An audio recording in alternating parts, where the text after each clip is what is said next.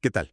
Quiero darles una muy cálida bienvenida a todas las personas que nos escuchan hoy en esta nueva exploración de información. Hola, sí, encantada de estar aquí para este análisis profundo. Y bueno, la meta de nuestra charla de hoy es, tomar una montaña de datos, historias reales, algunas guías de prevención y pues extraer el conocimiento más valioso. Queremos que quienes nos acompañan aprendan algo nuevo sin sentir ese abrumamiento por tanta información. Exacto, digerir los datos para que sean útiles. Totalmente, porque normalmente cuando intentamos resolver un problema, esperamos cierta precisión. Es como ir al médico con un dolor en el brazo. Te toman una radiografía, sale una línea blanca muy clara en el hueso y el doctor te dice, le dice al paciente, ahí está el problema. Claro, es visible, se etiqueta y se trata. Sí, pero al adentrarnos en el tema de hoy, que es este enorme y silencioso problema de los fraudes financieros y digitales, pues esa máquina de rayos X simplemente deja de funcionar. Es un tema que a todos nos toca, pero del que, fíjate, casi nadie quiere hablar. Y es un panorama increíblemente turbio. Muy turbio. Revisando los datos iniciales de la Conducef y de la organización Impunidad Cero, hay unas cifras que, a mí me dejaron helado. En el primer semestre de 2018 hubo 3.5 millones de reclamaciones por fraude. Pero para 2023, la cifra total reportada por Impunidad Cero fue de 8.1 millones de fraudes financieros. Es un salto enorme. Y hay un detalle ahí sobre el entorno digital, ¿verdad? Sí, el 71% ocurre en Internet.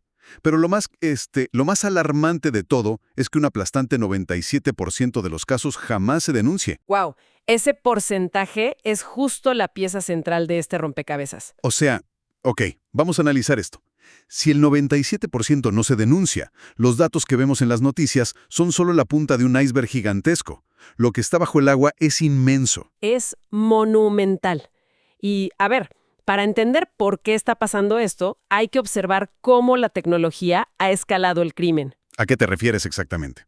Pues pasamos de fraudes tradicionales, la criminalidad física como el robo de carteras o clonar tarjetas en el cajero, a fraudes cibernéticos masivos. Estos subieron del 8% al 59% en unos pocos años. Todo impulsado mayormente por el comercio electrónico y los cargos no reconocidos. Claro, el campo de juego se movió hacia las pantallas. Pero hay algo que me genera mucha curiosidad sobre esa transición. Los fraudes se han modernizado, ¿sí? Pero muchas tácticas en el portal de la Conducef o en la guía de e-autónomos parecen versiones modernas de estafas muy viejas. Sí, totalmente. Como la estafa nigeriana. Exacto. Esa donde alguien escribía por correo prometiendo una herencia. Ahora vemos engaños en sitios de subastas.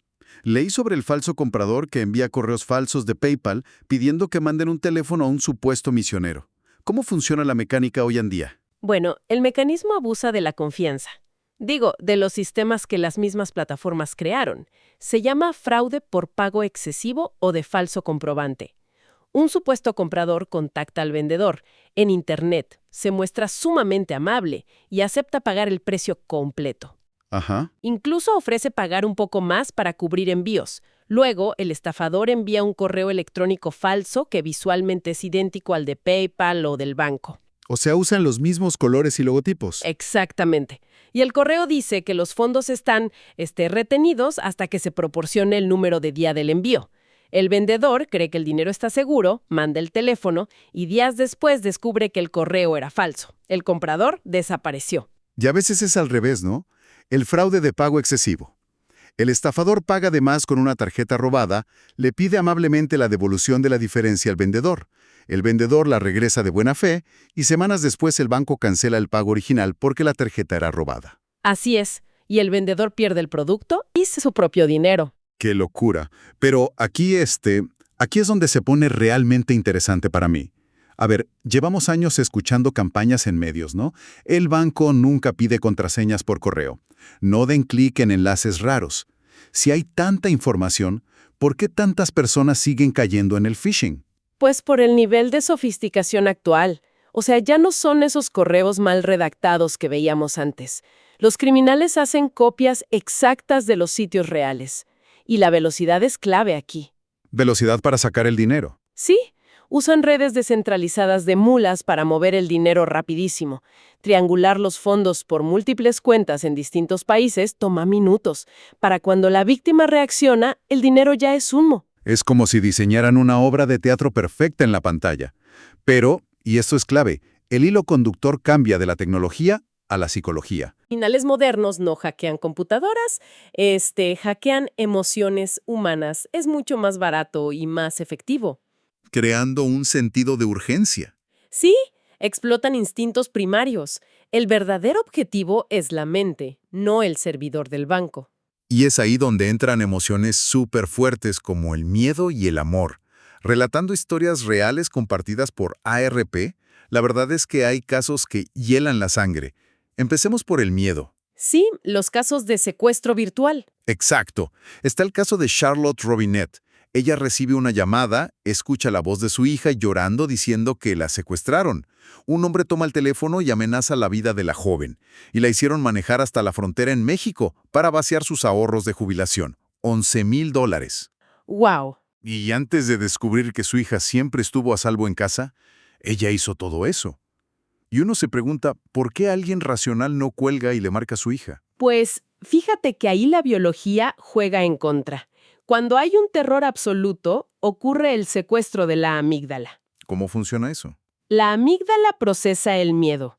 Al activarse tan violentamente, literalmente apaga la corteza prefrontal, que es la parte lógica del cerebro. No puedes ver el truco porque estás cegado por el pánico. El cerebro entra en supervivencia pura. Como magos ilusionistas, golpean tan fuerte tus emociones que tu cerebro lógico se apaga. Exacto. Pero, ¿cómo saben el nombre de la hija?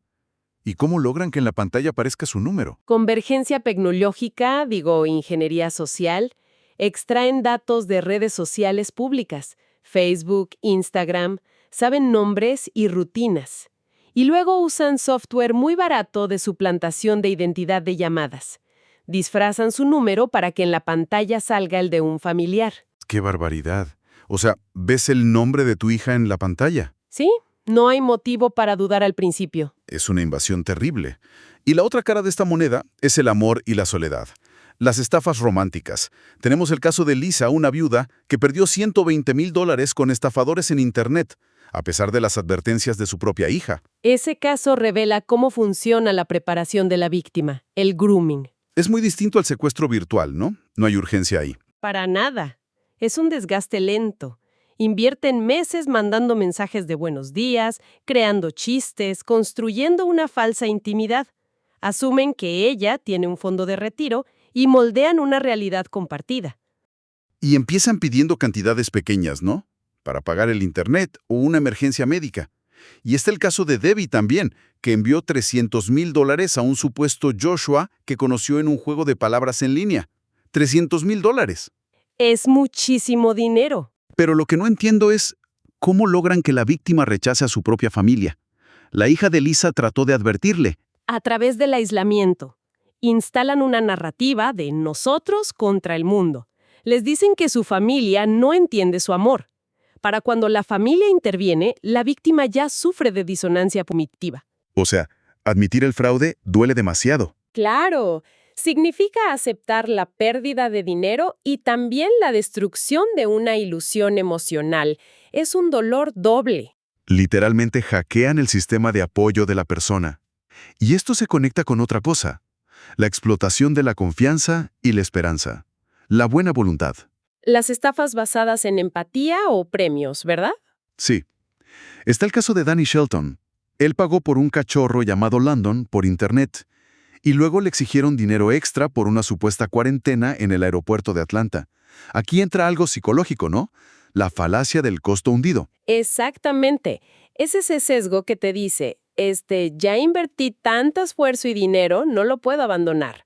Los criminales saben que con el primer pago la persona ya está atada. Si no mandan para la cuarentena, sienten que pierden al perrito y el dinero inicial. Te siguen exprimiendo. Lo mismo pasa con las estafas de premios. Hay redes criminales como una en Jamaica que contactó a Mary, una viuda. Le hicieron creer que ganó $5.5 millones en la lotería. Pero siempre piden algo a cambio. Exacto. Le pidieron pagar $25,000 de impuestos por adelantado. Afortunadamente, el FBI logró atrapar a los líderes en este caso. Pero la lección es que si alguien pide dinero por adelantado para dar un premio, es un engaño. Definitivamente. Y conectando con esto del abuso de confianza están los fraudes de inversión. El fraude de afinidad es terrible. Como el de Doc Gallagher, ¿no? Exacto. Este locutor de radio súper carismático usó la religión, visitaba a los enfermos y se robó $20 millones en un esquema Ponzi. Para quienes no ubican bien el término, ¿cómo funciona el esquema Ponzi en estos casos de afinidad? Pues a ver, el estafador finge pertenecer al mismo grupo social o religioso de la víctima. Usa esa confianza para evadir el escepticismo. Y el Ponzi es un castillo de naipes. Promete retornos altos. Llega un inversionista, da dinero, llega otro y el dinero de ese segundo se le da al primero como si fueran ganancias. O sea, no hay negocio real. Ninguno. Solo flujo de dinero nuevo. Cuando dejan de entrar víctimas, colapsa. ¡Qué desastre! Y el abuso puede venir incluso de la propia familia. Ese es el nivel de abuso de ancianos más triste. Hay un caso súper impactante en Hawái. El jefe de policía, Luis Quialoja, y su esposa engañaron a su abuela de 90 años. Sí, para robarle su casa. Sí, con una hipoteca inversa. Le sacaron muchísimo dinero para financiar lujos. ¿Qué es exactamente una hipoteca inversa? Digo, una hipoteca normal es pedir dinero para comprar casa e ir pagando. La inversa es para gente mayor que ya es dueña. El banco les da dinero usando la casa como garantía y la deuda crece. Si un familiar roba ese efectivo, la persona de 90 años se queda con una deuda masiva y puede perder su hogar. Terminan en la calle. Es indignante. Y escuchando todo esto, los videojuegos, las redes sociales, adultos mayores perdiendo sus casas, surge una pregunta obligada. ¿Alguien está a salvo? Pareciera que los adultos mayores son el blanco principal, pero ¿qué significa esto para el resto de la gente? Pues que el riesgo no discrimina a nadie. A ver, los adultos mayores sufren mucho daño financiero, sí, pero los jóvenes también caen en estafas, dentro de videojuegos, en compras por redes sociales. A veces es por la brecha digital, pero muchas veces es por un exceso de confianza. Esa falsa seguridad de ser nativos digitales. Exactamente. Creer que por saber usar la tecnología uno no va a caer en una trampa emocional. Y esto nos lleva a conectar todas las historias para responder a la gran incógnita del principio. Después de ver cómo operan estos criminales y con la guía de impunidad cero sobre la mesa, ¿por qué hay un 97% de impunidad y silencio? Pues la respuesta es compleja, pero se resume en vergüenza y culpa. Las víctimas internamente sienten que, debieron darse cuenta. Se juzgan durísimo. Disonancia cognitiva otra vez. Sí. Y de forma externa se enfrentan a un proceso legal muy difícil. Mucho lenguaje técnico, burocracia, tener que contar una historia humillante ante desconocidos, los desanima por completo. Es como si el sistema estuviera diseñado para revictimizar. Tristemente, muchas veces así se siente. Por eso la prevención es fundamental. Claro. ¿Cuáles serían los pasos simples para protegernos en el día a día? Pues primero que nada usar contraseñas difíciles y no repetirlas, activar la verificación de 2 pasos en todas, absolutamente todas las aplicaciones.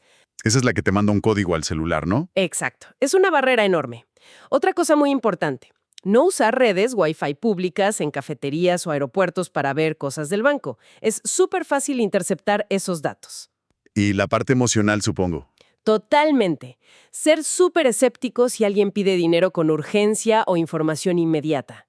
Esa presión constante es casi siempre la señal de fraude. Hay que romper contacto y verificar por otro lado. Pero, a ver, si el fraude ya ocurrió, si ya le dimos clic, ya transferimos, la clave es la acción, ¿no?